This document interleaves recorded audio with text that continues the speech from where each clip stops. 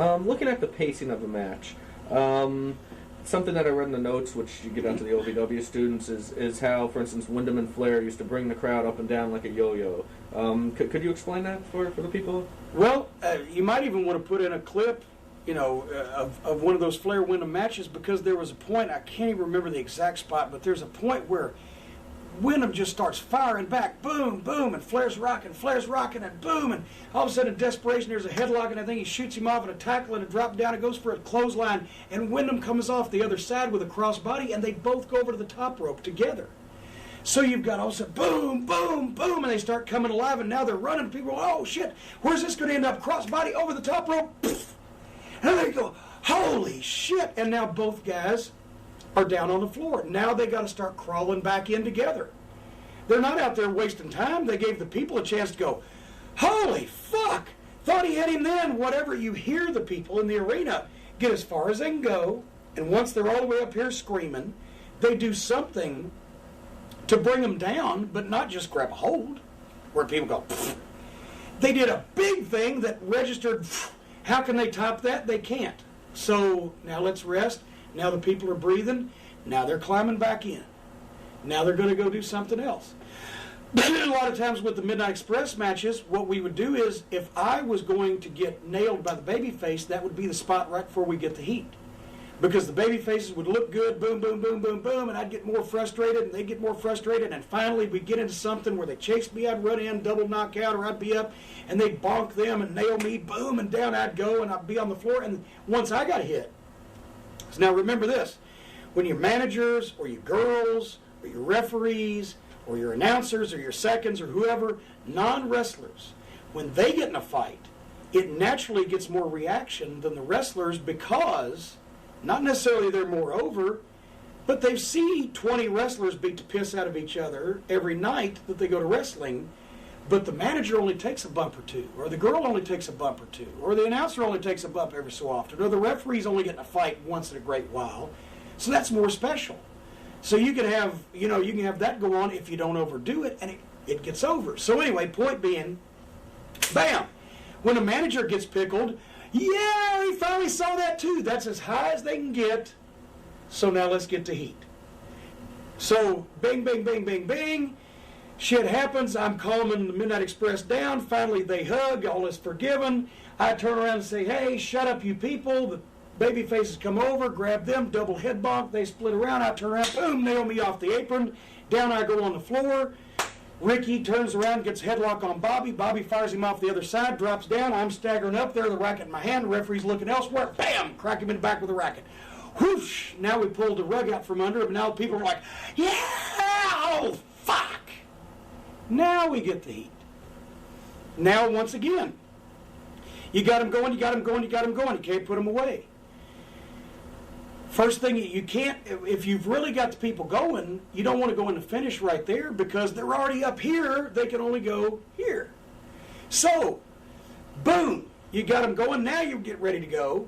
Grab a chin lock, let him start to fight out. Boom, boom, boom, make the tag, slam, rocket launcher, boom, 1, 2. Shit, he kicked out, or he raised his shoulder. Oh my God, that's our finish. How'd he do that? People are up, oh shit. Grab him. Bobby tag Stan, Bobby tag Dennis, Bobby tag somebody. Shoot him off. Flapjack. Boom. Goddamn cover. 1, 2. Hoot makes a save. Bam. Holy shit. Referee's putting Gibson out. Bobby grabs a fucking headlock. Ricky fires him off. Ricky drops down. The other Midnight guys coming in. Bam. Bobby or Dennis. Bobby or Stan. Boom. They have a double knockout. Ricky goes to the neutral corner. Now the people are going, tag, Ricky, tag. You got to tag. Both heels get up. They both charge. Ricky rolls between them to the middle of the ring. Dives, makes the tag to Robert out of nowhere. He could have never got that, but he got it. Whoosh. That's what they call a hot tag. An iceberg tag, where all the fingers fall off because of frostbite, is what you see a lot of times on TV these days, where one guy will be laying about this far from his corner, and the other guy will be laying about that far from his corner, and they'll both reach up and just tag at the same time. If it's not a surprise, if the people can see that you can physically possibly reach your partner and make a tag, it ain't a hot tag, because it ain't a surprise. They know you're going to do it. As a matter of fact, they're wondering why it took you so long to fucking do it. You're laying right there, you dumb shit. There's people been in car wrecks can do that. So you're a fucking idiot. But if you're over in the neutral corner and there's two guys closing in on you, you got to roll this way, dive that way. Oh shit, he got it. Fuck. Democracy is saved. That's a hot tag.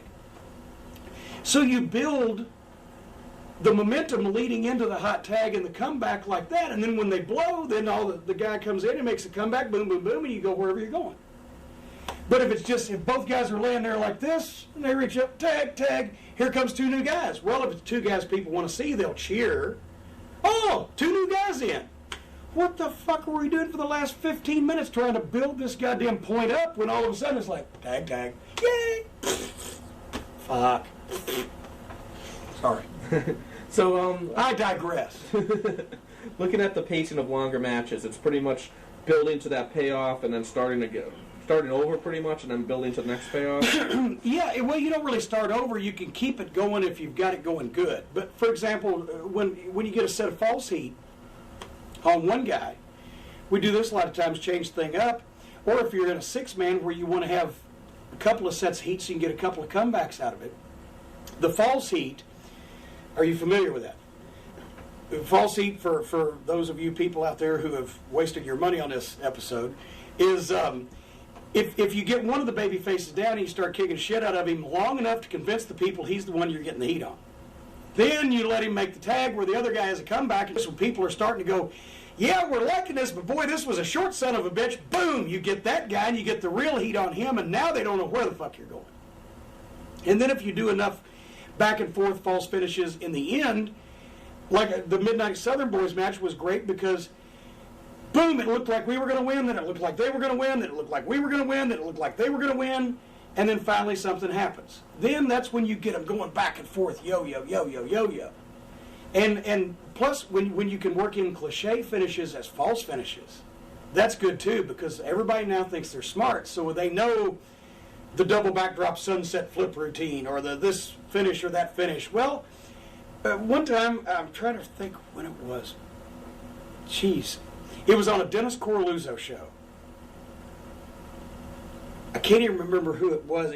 Candido may have been involved, but at any rate, point being, I came up with a finish for these guys just for fun, where we sat down and thought of 12 finishes that everybody knows, that everybody has seen, and we did them all as false finishes, but none of them worked, and there was 300 and something people there. They were all jumping up and down because they were like, God damn, this is like a greatest hits album of finishes. You know, which one is it going to be?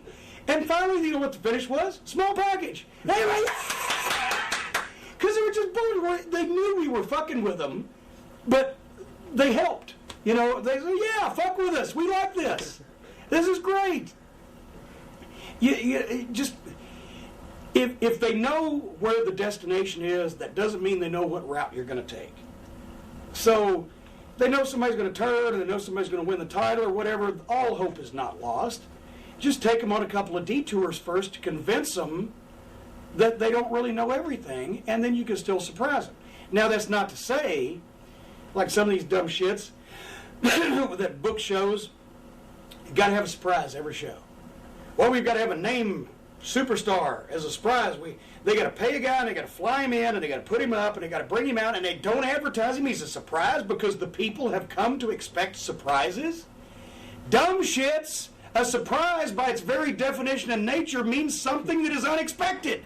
If they expect a surprise, how can it be a surprise? Heyman, he would do that. He got the people to the point where they had to have a surprise at every ECW arena. Well, fuck. If they expect it, it's not a surprise. You've wasted. Book a star, advertise him. People will buy tickets to see him. You will make money. Surprise them with some result of the match. Surprise them with something that happens that they don't expect. But there's another thing about Russo. That fucking prick. Let's just get him in here for a second. He would surprise people by doing shit that was so blatantly nonsensical or unexpected. You know what? I don't expect right now the Royal Canadian Mounted Police to knock on that door and ask me if I've sodomized a moose.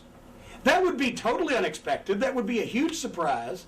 And would also make no fucking sense. Because I may have done that to a moose if I'd been in Canada, but everybody knows I haven't been to Canada. he would do shit just to surprise people that made no sense in the story, and he would lose their viewers because it didn't make sense. Look at the Pretty Monkey. It didn't make sense. So you can't surprise people with shit that just blatantly is off the wall. Well, they'll never expect that for good reason, because it doesn't make any fucking sense. Sorry. One last thing about pacing. If you could explain to the viewer out there how guys can build drama on a match by increasing the intensity or the violence or with last-ditch efforts or harder punches as the match goes on. You know, once again, I know which match you're talking about, and I'll try not to put the Midnight Express over again, but in any kind of match like that, especially if the babyface is going over at the end, which is the best kind of Cinderella story for this to be, but you can do it both ways. But that really gets a babyface over when the heel has done everything to him but crucify him and can't beat him, and the kid keeps fighting, or keeps coming back, or keeps trying to get a tag if it's a tag match, and the heel has got to show more frustration on his face and more frustration in his body language, and just be like, what do I got to do to beat this guy? And things have to get a little more vicious, and he has to cheat a little bit more. He has to take a few more shortcuts. Has to really dig in harder, because that's building the intensity and building the emotion, the expectations of the people. My God, what is he going to have to do to beat this guy? And it gets the babyface over, and gets the heel over as a kick-ass sumbitch, but the babyface gets over as a guy who can take an ass whipping and still keep in there, keep fighting. He won't quit. Everybody hates a quitter. There's a definition of a heel.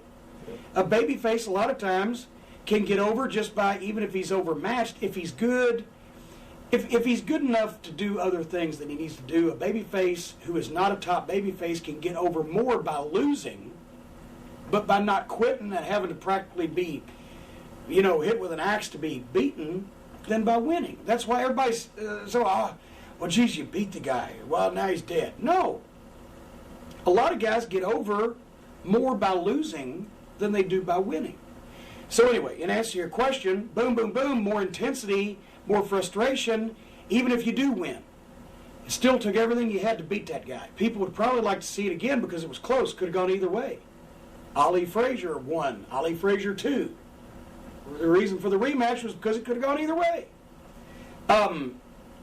And when you beat somebody, once again, if it's a world title match and the world champion can't beat somebody, then who the fuck can beat him?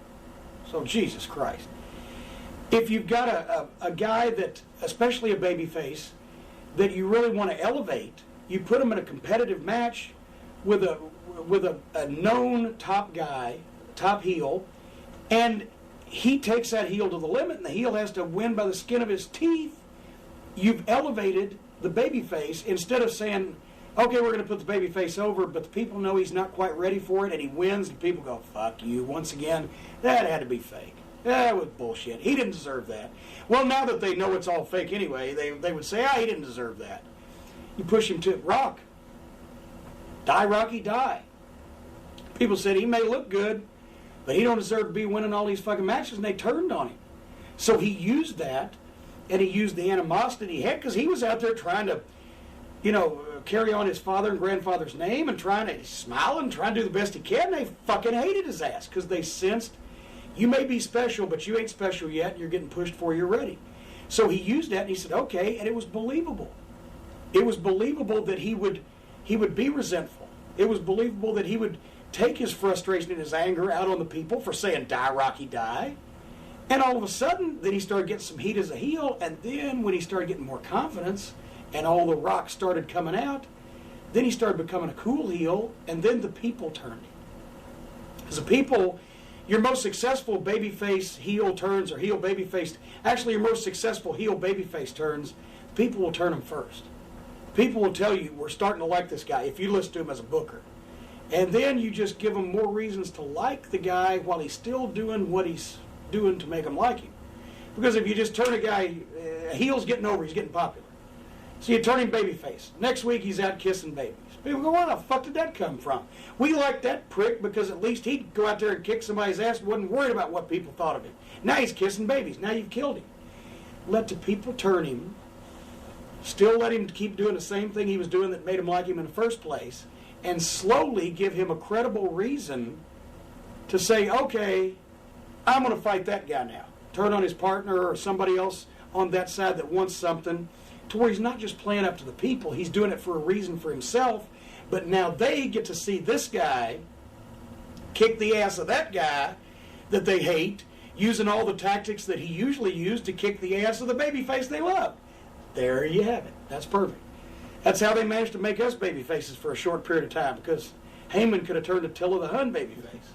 But they wanted to see me fight him because, my God, I'd never want to fight in my life.